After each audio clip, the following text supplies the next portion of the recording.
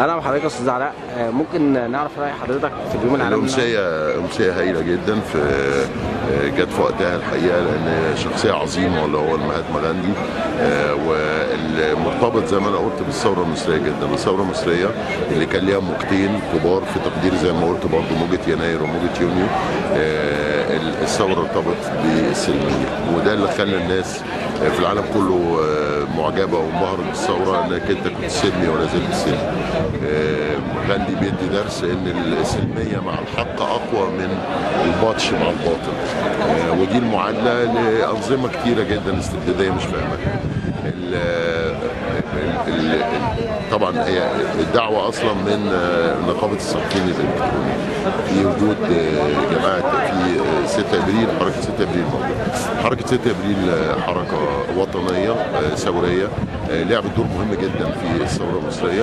اتفقت مع 6 ابريل كثيرا واختلفت معها احيانا،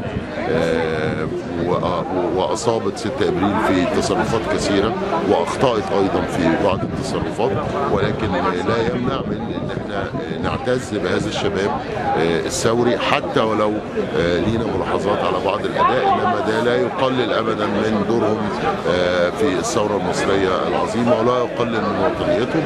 وكل ما يتردد او الاتهامات، سواء كانت الحقيقه الاتهامات بتطول الجميع، مش كل الذين يبدو ان في محاوله من النظام مبارك لتشويه كل الذين ارتبطوا بهذه الثوره، وكلام كله بلا دليل، ولا لا يجوز في اي بلد محترم انك تتهم اي شخص الا بحكم قضائي نهائي. انما احنا هنا بنتهم الناس في الاعلام وفي البرامج وفي البتاع. فانا لا، انا سعيد طبعا بشباب الثوره وسعيد بهذه الامسيه. كلمه اخيره تحب توجهها للمعتقلين داخل السجون؟ احنا لا ننساكم ابدا.